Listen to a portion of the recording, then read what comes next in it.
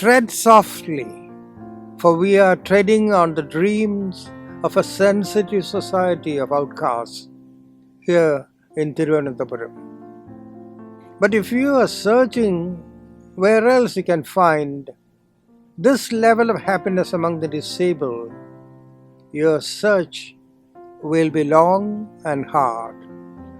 Right from the beginning of a recorded history, different castes, religions, and races in different climes have treated the differently abled differently.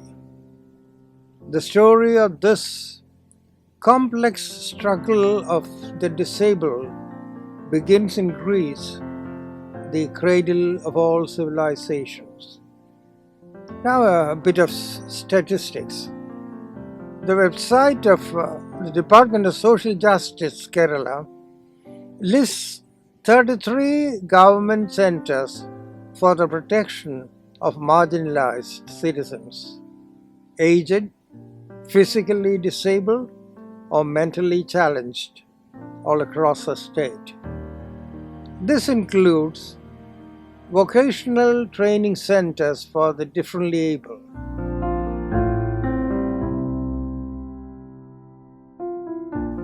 "387 NGOs contribute their valuable might in this effort. In Thiruvananthapuram district alone, there are 12 centers, including some run by NGOs.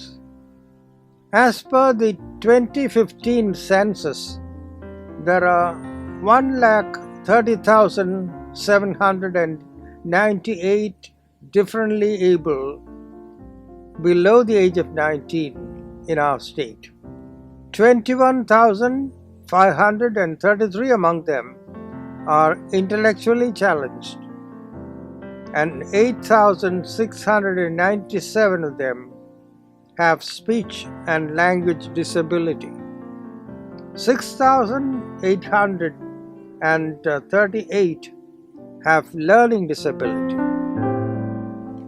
Listen to Benny Abraham, Secretary, Parivar Kerala, an association of parents of children with intellectual disabilities, and Sina Benny, his wife and mother of an autistic child, who acts as the president of Parivar Trivandrum district.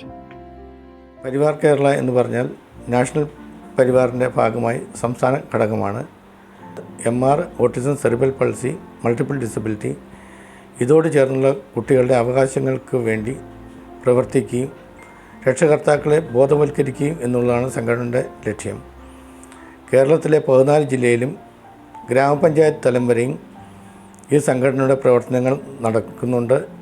സർക്കാരിൻ്റെ പല മേഖലകളിലും ഇടപെടുകയും ഈ മേഖലയിൽപ്പെട്ട ആളുകൾക്ക് വേണ്ട അവകാശ സംരക്ഷണത്തിന് വേണ്ടി നിരന്തരം മാറി മാറി വരുന്ന സർക്കാരുകൾ സമ്മർദ്ദം ചെലുത്തുകയും അവരുടെ കാര്യങ്ങൾ നേടിയെടുക്കുവാനായി കുട്ടികൾക്ക് വേണ്ടി രക്ഷകർത്താക്കളായ ഞങ്ങൾ ഇടപെടുകയും അവർക്ക് വേണ്ട കാര്യങ്ങൾ നേടിക്കൊടുക്കുകയും ചെയ്യുന്നുണ്ട്.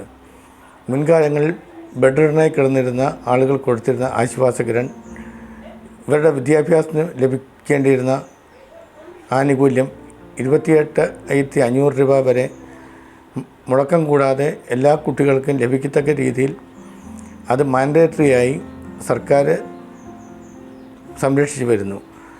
ഗ്രാമപഞ്ചായത്തുകൾക്ക് ഇഷ്ടം ഉള്ള രീതിയിൽ കൊടുത്തുകൊണ്ടിരുന്നു. പക്ഷേ ഇന്ന് സ്ഥിതി മാറുകയും പരിവാർ കേരള ഉദ്ദേശിക്കുന്നത് സർക്കാരിൻ്റെ മേൽനോട്ടത്തിൽ പൊതുജന പങ്കാളിത്തത്തോടുകൂടി രക്ഷകർത്താക്കളെ ചേർന്ന് ഇവരെ പുനരധിവസിപ്പിക്കുക എന്നുള്ളതാണ്. കോർപ്പറേറ്റ് തലങ്ങളിലുള്ള CSR ഫണ്ടുകൾ ഈ മേഖലയ്ക്ക് ഉപയോഗിക്കണം എന്ന് സംഘടന ഇപ്പോൾ നിരന്തരമായി ആവശ്യപ്പെട്ടുകൊണ്ടിരിക്കുന്നു. കാര്യം CSR ഫണ്ട്, മറ്റ് ജനപ്രതിനിധികളുടെ ഫണ്ടുകൾ ഇവ കൂടി ഈ മേഖലയ്ക്ക് പ്രയോജനപ്പെടുത്തിയാൽ ഇങ്ങനെയുള്ള കുട്ടികൾക്ക് നാളെ രക്ഷകർത്താക്കൾ ഇല്ലാത്തൊരു സാഹചര്യത്തിൽ നല്ലൊരു പുനരധിവാസം സൃഷ്ടിക്കുവാൻ സാധിക്കുന്നതാണ്. സംഘടനയുടെ അഭിപ്രായവും ഞങ്ങൾ സാമൂഹ്യനീതി വകുപ്പിലും വിദ്യാഭ്യാസ മേഖലയിലും പറഞ്ഞിട്ടുള്ളത് ഇൻക്ലൂസീവ് എഡ്യൂക്കേഷനാണ്, ഉൾച്ചേരൽ വിദ്യാഭ്യാസം. അതായത് നോർമൽ സ്കൂളുകൾ മറ്റ് കുട്ടികളോടൊപ്പം സ്പെഷ്യൽ എഡ്യൂക്കേറ്റേഴ്സിനെ വെച്ചുകൊണ്ട് ഇവരെ പഠിപ്പിക്കുക, മറ്റു കുട്ടികളുമായി ഇടപഴകുവാനും മറ്റു കുട്ടികൾക്ക് ഇവരെ മനസ്സിലാക്കുവാനുമുള്ള സാഹചര്യങ്ങൾ ഉണ്ടാക്കുക. അതുകൊണ്ട് ഒരിക്കലും ഞങ്ങളിത് പറയുന്നില്ല മറ്റു കുട്ടികളെ പഠിപ്പിക്കുന്ന പോലെ രാവിലെ 10 മണി മുതൽ 4 മണി വരെ ഒരു ക്ലാസ് റൂമിൽ അവരെ മാറി മാറി വിഷയങ്ങൾ പഠിപ്പിക്കുക. അത് പ്രായോഗികമല്ലേ? അബയെ സംബന്ധിച്ചിടത്തോളം ആദ്യമായിട്ട് ഞങ്ങൾ ഒരു 1.5 വയസ്സ് കഴിയുമ്പോഴാണ് ഈ മോനിലുള്ള വ്യത്യാസങ്ങൾ, അതായത് അവൻ സംസാരം നിർത്തി, പിന്നെ സോഷ്യൽ ഒരു കമ്മ്യൂണിക്കേഷൻ കുറഞ്ഞപ്പോഴാണ് ഞങ്ങൾക്ക് എന്തോ മാറ്റം വന്നല്ലോ എന്ന് മനസ്സിലാക്കുകയും അതനുസരിച്ച് ഡോക്ടേഴ്സിനെ കൺസൾട്ട് ചെയ്തു. ആദ്യമൊക്കെ അത് കണ്ടുപിടിക്കാൻ സാധിച്ചില്ല. പിന്നീട് ഞങ്ങൾ വെല്ലൂർ ചെന്നാണ് ഇങ്ങനെ ഒരു ട്രീറ്റ്മെൻറ്റ് കൺസൾട്ടേഷനിലൂടെയാണ് ഇങ്ങനെ ഓട്ടിസം എന്നൊരു അസുഖത്തെപ്പറ്റി അറിയുന്നത് തന്നെ. ചില ഓട്ടിസം ഒട്ടും തിരിച്ചറിയാൻ പറ്റാത്ത ഒരു ഇതാണ്. കാരണം കുട്ടികളെ കണ്ടാൽ നോർമലായി തന്നെ ആയിരിക്കും ഇരിക്കുന്നത്. അപ്പോൾ ആ കുഞ്ഞ് അവൻ്റെ മൈൽ സ്റ്റോൺസുകളൊക്കെ കറക്റ്റാണോ എന്ന് ശ്രദ്ധിക്കുക. സംസാരിക്കേണ്ട ആ ഒരു പീരീഡിൽ സംസാരം തുടങ്ങിയോ, അല്ലെങ്കിൽ അവൻ്റെ ഐ കോണ്ടാക്റ്റ്, മറ്റു ആളുകൾ കാണുമ്പോഴുള്ള റിയാക്ഷൻ, ഇതൊക്കെ ഉണ്ടോ എന്ന് ശ്രദ്ധിക്കുക. അങ്ങനെ എന്തെങ്കിലും ശ്രദ്ധയിൽപ്പെട്ടാൽ ഉടൻ തന്നെ അതിൻ്റെ തെറാപ്പി സെൻറ്റേഴ്സ് ഉണ്ട്. അതിനെ ചെറിയ പ്രായത്തിൽ തന്നെ നമ്മൾ ആ തെറാപ്പികൾ സ്റ്റാർട്ട് ചെയ്താൽ കുഞ്ഞിന് പെട്ടെന്ന് തന്നെ ഡെവലപ്മെൻറ്റ് പെട്ടെന്നുണ്ടാകും. 2015 സ്നേഹദ്വീരം സ്പെഷ്യൽ അയൽക്കൂട്ടവും ഇവിടെ അണ്ടർകോണം ഗ്രാമപഞ്ചായത്തിൽ ഞങ്ങൾ രൂപീകരിക്കുന്നത്. അത് പരിവാറിൻ്റെ സഹായത്തോടു കൂടിയാണ് ഇങ്ങനെ ഒരു അയൽക്കൂട്ടമൊക്കെ രൂപീകരിക്കാൻ സാധിക്കുമെന്ന് അറിവ് ലഭിച്ചതും അതിനെ തുടർന്ന് രൂപീകരിക്കുകയും ചെയ്തു. 2015 മുതൽ കൂടുന്നുണ്ടെങ്കിൽ പോലും ഒരു അയൽക്കൂട്ടം എന്ന പേരിന് അപ്പുറമായിട്ട് ഞങ്ങൾക്ക് ADSO CDS ഒന്നും രൂപീകരിച്ചിട്ടില്ല. സാധാരണ അയൽക്കൂട്ടങ്ങളെ പോലെ CDS ADS ഒക്കെ രൂപീകരിച്ചെങ്കിൽ മാത്രമേ നമുക്ക് വോട്ടവകാശവും മറ്റ് ആനുകൂല്യങ്ങളും അതിൽ നിന്ന്, അതായത് കുടുംബശ്രീകൾക്കുള്ള ആനുകൂല്യങ്ങൾ ലഭിക്കണമെങ്കിൽ ആ ഒരു വോട്ടവകാശം ഉണ്ടെങ്കിൽ മാത്രമേ സാധിക്കുകയുള്ളൂ. ഞങ്ങളെയും ADS CDS, അതായത് വോട്ടവകാശം ലഭിക്കുന്ന ആ ഒരു പദവിയിലേക്ക് ഞങ്ങളെയും മാറ്റണം. Now Captain Mohammed Riaz, father of a child affected with autism and patron of Part 2 Angels World, is sharing his experiences. Hello, എൻ്റെ പേര് ക്യാപ്റ്റൻ മുഹമ്മദ് റിയാസ്. ഞാൻ തിരുവനന്തപുരത്ത് പട്ടത്താണ് താമസം. ഓട്ടിസം സ്പെക്ട്രം ബാധിച്ച റൈജൽ റിയാസ് എന്ന് പറയുന്ന കുട്ടിയുടെ ഫാദറാണ് ഞാൻ. പ്രധാനപ്പെട്ട ഭിന്നശേഷിക്കാരിൽ നമ്മൾ പറയുന്നത് autism, cerebral palsy, mentally retardation, down syndrome, ഇങ്ങനെയുള്ള ഇൻ്റലക്ച്വലി ഡിസേബിൾഡ് ആയിട്ടുള്ള എല്ലാ വിഭാഗത്തിലും ഏറ്റവും കൂടുതൽ വിഷമത അനുഭവിക്കുന്ന ഒരു വിഭാഗമാണ് ഓട്ടിസവും സെറിബ്രൽ പാൾസിയും.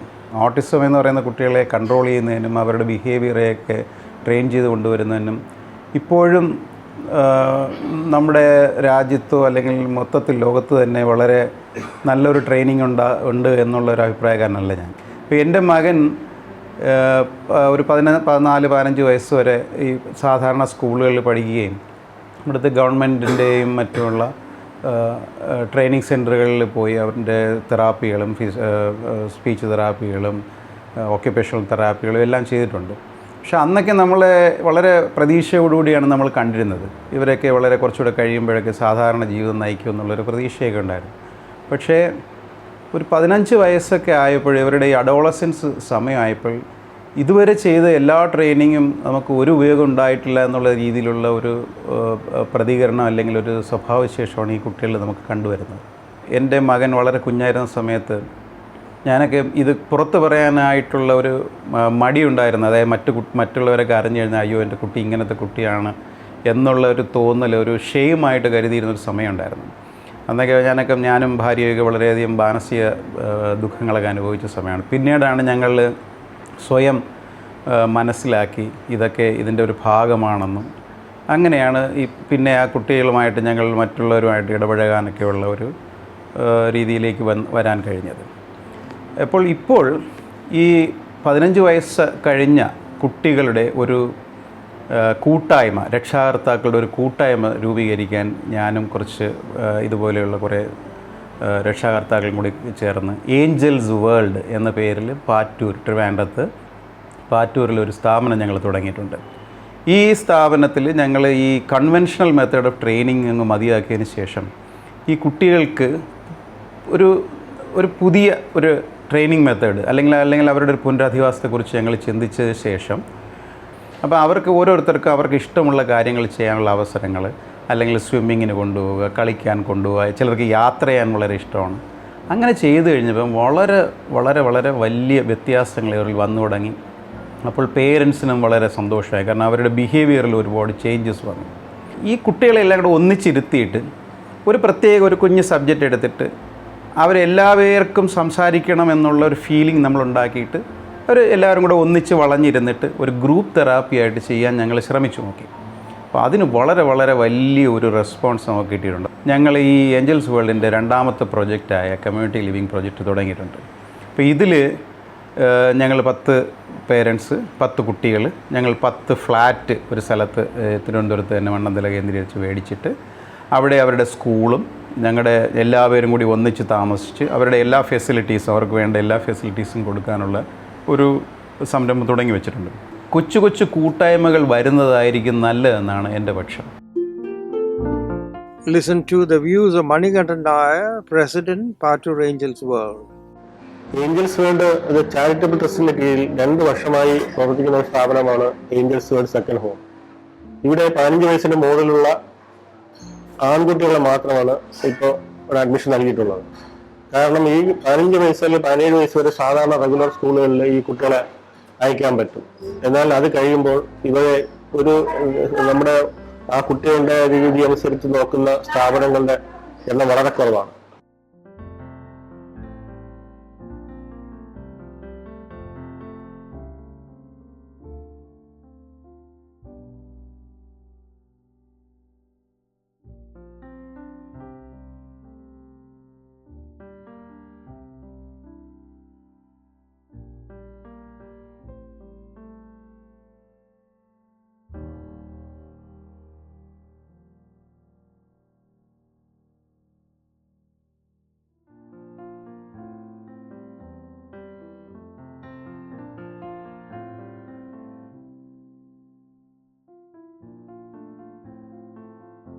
ഗവൺമെന്റ് ആയാലും ശരി, മറ്റ് കൊടുക്കുന്ന അസിസ്റ്റൻസിനെ കുറിച്ച് അത് യഥാർത്ഥ കൈകളിൽ കിട്ടുന്നില്ല എന്നുള്ളതൊരു വസ്തുതയാണ്. ഇപ്പൊ RPW ആക്ട് ഉണ്ട്, അതുണ്ടെങ്കിലും നമ്മൾ ചെല്ലുമ്പോൾ നമുക്കൊരു ഉദ്ദേശിക്കുന്ന രീതിയിലുള്ള ഒരു പരിഗണന കിട്ടുന്നില്ല.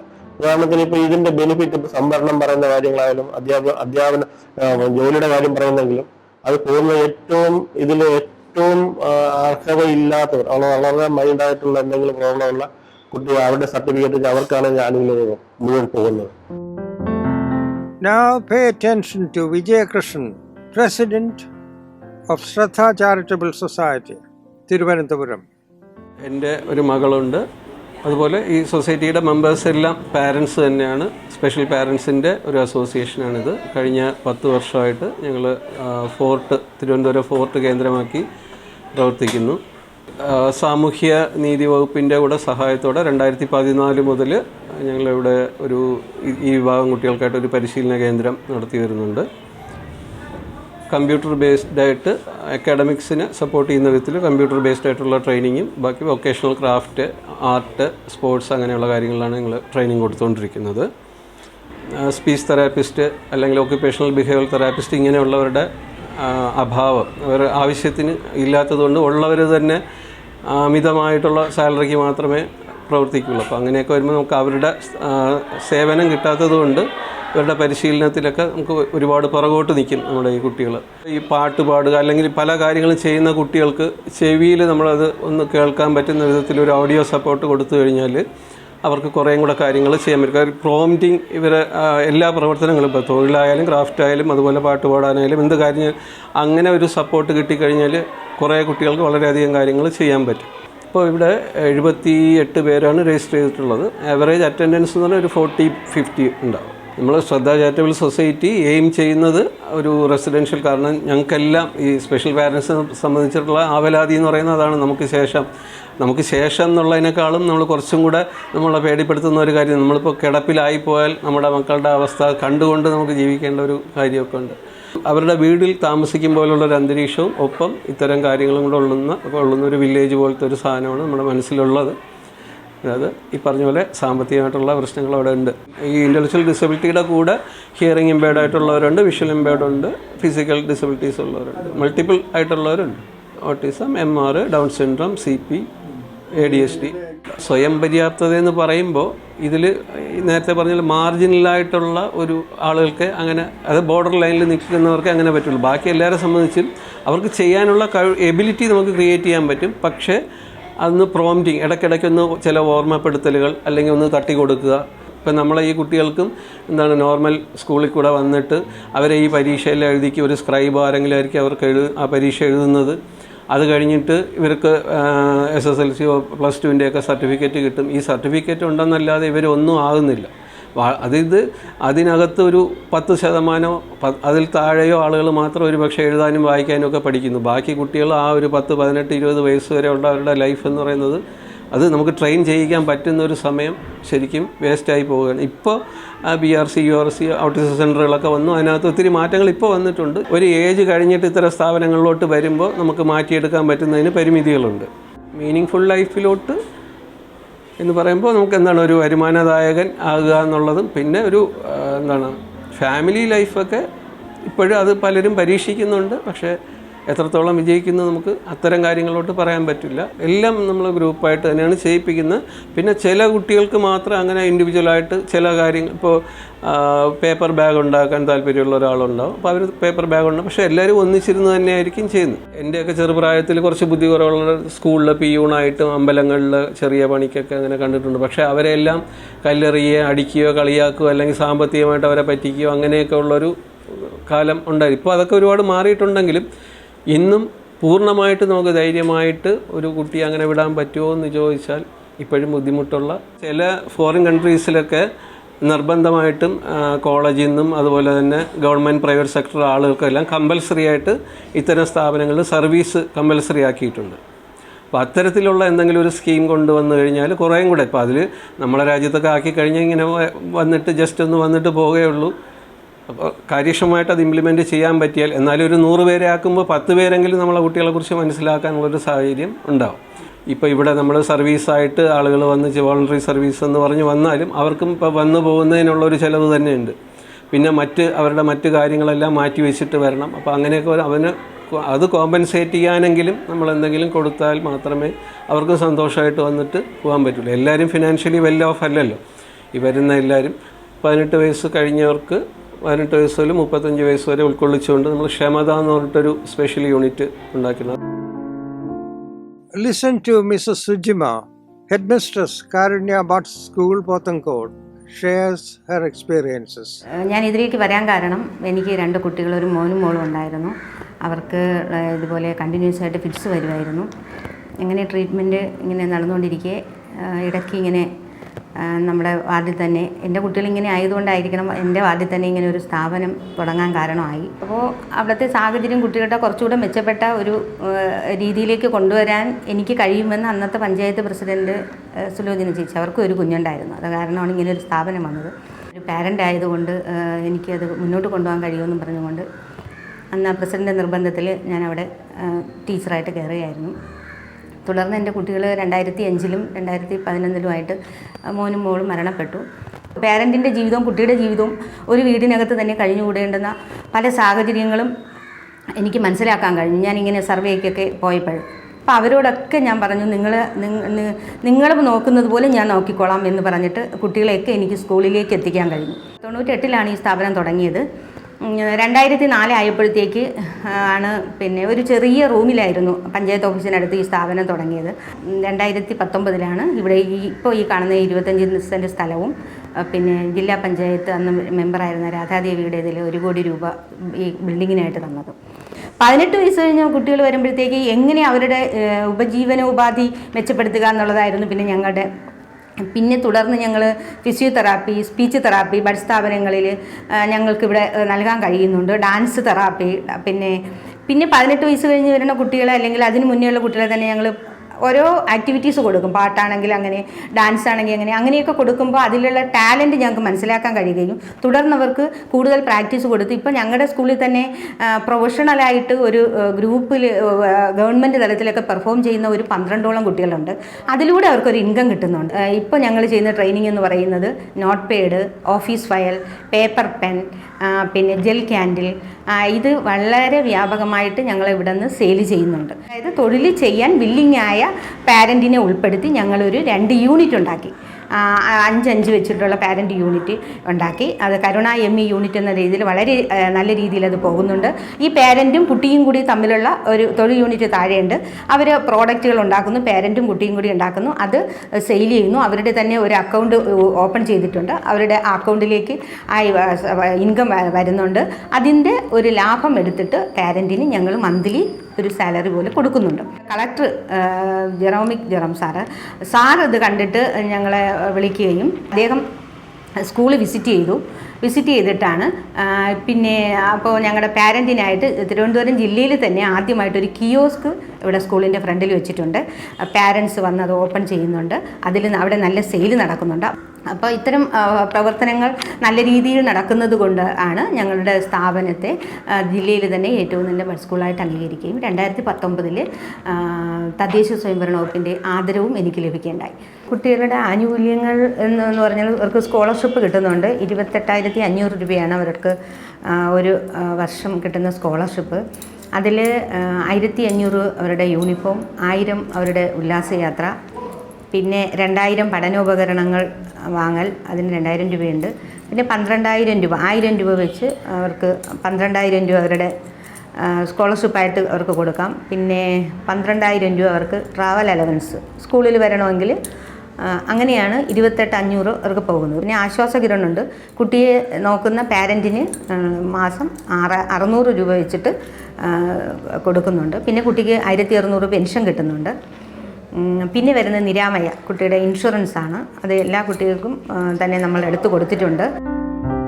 Now we are at the end of a journey through a rugged terrain of intellectual disability in Kerala, in its historical and contemporary context.